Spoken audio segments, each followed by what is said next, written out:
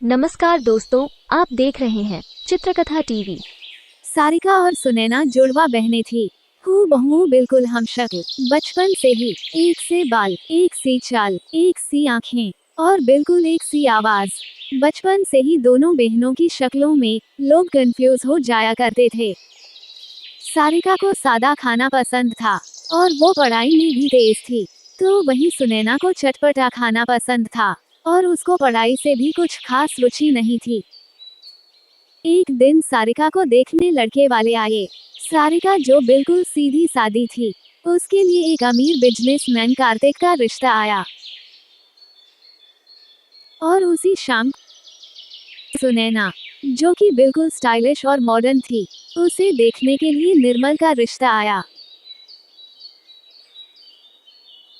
और इस तरह सीधी सादी सारिका की शादी बड़े घर में और मॉडर्न सुनैना की शादी छोटे घर में हो जाती है। सारिका के ससुराल का पहला दिन।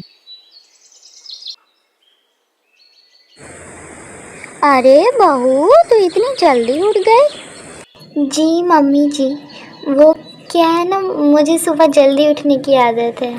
पर बहू, तू ये सब खाना पीना क्यों बना रही है? इन सब कामों के लिए तो नौकर हैं बहू। वो मम्मी जी, मुझे ये सब करना अच्छा लगता है। अच्छा ठीक है बेटा, जैसा तेरा मन करे। और सारिका सभी को चाय देती है और फिर दोपहर का खाना भी सारिका ही बनाती है। और फिर शाम में वो सारिका, आज मेरे ऑफिस की पार्टी है। मेरे सभी दोस्त तुमसे मिलना चाहते हैं, तो ना तुम अच्छे से रेडी हो जाना प्लीज़। और फिर शाम की पार्टी में हेलो भाभी जी, you are really very gorgeous. Lucky you Kartik. Well भाभी जी, how much did you study? I am graduate. Oh nice. Thank you. By the way, you guys carry on and please have the drink. Okay? और इसी तरह कार्तिक अपने साथ सारिका को पार्टियों में ले जाया करता था। पर सारिका को ये सब पसंद नहीं था। उसे तो घर में रहकर खाना बनाना और सीधे सादे से कपड़े पहनना ही पसंद था। दूसरी ओर सुनैना के ससुराल में अरे बहू, तू ये छोटे छोटे कपड़ों में कैसे काम कर लेती है? जाके कुछ सादा सा पहन लेना। सादा सा पहन ले, सादा सा पहन ले। हाँ। नहीं नहीं सासू माँ, मुझे इन कपड़ों की आदत है बचपन से ही। अब जैसी तेरी मर्जी, मैं क्या कहूँ। और फिर शाम में अरे बहू सुन, आज ना शाम को हमें मंदिर जाना है, तो ना अच्छे से तैयार हो जाइयो, समझी? जी जी मम्मी जी, मैं तैयार हो जाऊंगी। और फिर शाम में सुनैना तैयार होकर आती है। बहू, हम मंदिर जा रहे हैं, डिस्को या पार्टी में नहीं जा रहे हैं। जा, वो हरी वाली साड़ी पहन कर आ। और फिर सुनैना ना चाहते हुए भी एक बार फिर कपड़े बदल कर आती है। अब सर पे पल्ला लेना है, ये भी मैं बताऊं क्या? और फिर सुनैना दुखी मन से ही मंदिर जाती है। सारिका के ससुराल में सारिका, तुम क्या दिन भर ये नौकरों वाले कपड़े पहने रहती हो? हाँ, और तुमसे ये सब काम करने को किसने कहा? अरे तुम मिसेस रॉय हो, इतने बड़े बिजनेसमैन की वाइफ। थोड़ा तो अपना स्टैंडर्ड रखा करो यार। सजी धजी रहा करो हर समय, जैसे तुम मम्मी को देखती हो।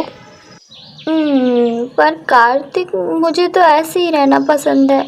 अब घर में कौन तैयार होके बैठेगा हर वक्त? हाँ। हे भगवान, तुम्हारा कुछ नहीं हो सकता। एक दिन दोनों बहनें मायके आई। तभी सारिका बोली, सुनैना, तुम्हारे ससुराल में सब कुछ कैसा चल रहा है? अब क्या बताऊं सारिका, मैं ना अपनी सास की रोक टोक से तंग आ गई हूँ। वो हर समय मेरे कपड़ों को लेके मुझे टोकती रहती हैं। अरे हाँ, कार्तिक को भी मेरा सिंपल रहना पसंद नहीं है और जो मैं घर में काम करती हूँ उन्हें वो भी नहीं अच्छा लगता।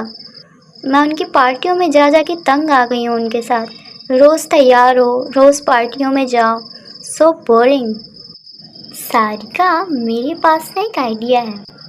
क्यों ना कुछ दिन तुम मेरे ससुराल में और मैं तुम्हारे ससुराल में जाकर रहें। इससे हम दोनों को अपनी मर्ज़ी से कुछ दिन रहने का मौका मिलेगा।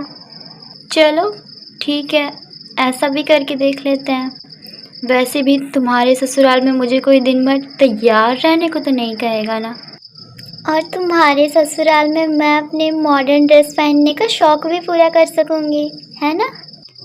और फिर दोनों बहनें एक दूसरे के घर चली जाती है।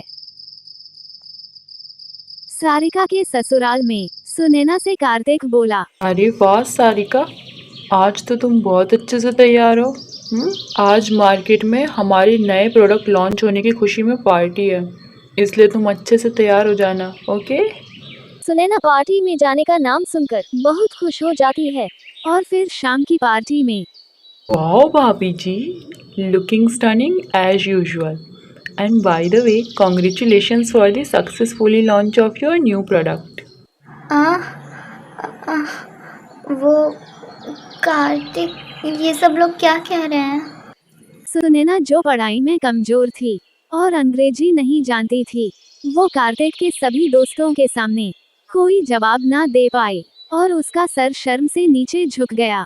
कार्तिक ने भी घर आकर सुनैना पर खूब चिल्लाया, जिससे सुनैना बहुत दुखी हुई। और फिर ऐसा 1-2 बार और हुआ। सुनैना पार्टी में तैयार तो होकर जाती, पर इंग्लिश न जानने के कारण बहुत शर्मिंदा होती और कार्तिक से डांट खाती। दूसरी ओर सुनैना के ससुराल में सारिका, अरे बहू, तू ना आज दोपहर के खाने में पूरी, शाही पनीर और राजमा चावल बना ले। और हाँ, रात के खाने में वेज बिरयानी ही बनाना। पर मम्मी जी, मैं क्या कह रही थी कि आज ना कुछ सिंपल सा खिचड़ी बना लूँ, क्योंकि वैसे भी नाश्ते में सभी लोगों ने ज़्यादा खाना खा लिया था। अरे नहीं नहीं सुनैना, तो ये कैसी बातें कर रही है। तुझे भी तो चटर पटर खाना खूब पसंद है, फिर ये खिचड़ी। ऐसे मसालेदार खाने खाते खाते धीरे धीरे सारिका की तबीयत खराब होने लगती है। दोनों बहनें एक बार फिर मायके में मिलती हैं। अरे सुनैना, मैं ना अगर तेरे ससुराल में कुछ दिन और रहती तो मैं मसालेदार खाना खा खा के ऊपर ही पहुंच जाती थी।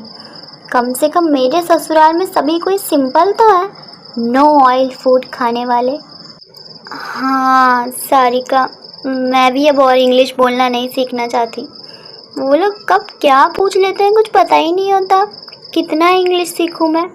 कम से कम मेरे ससुराल में मुझे कोई इंग्लिश बोलने के लिए मजबूर तो नहीं करता, क्योंकि कोई इतना पढ़ा लिखा ही नहीं है।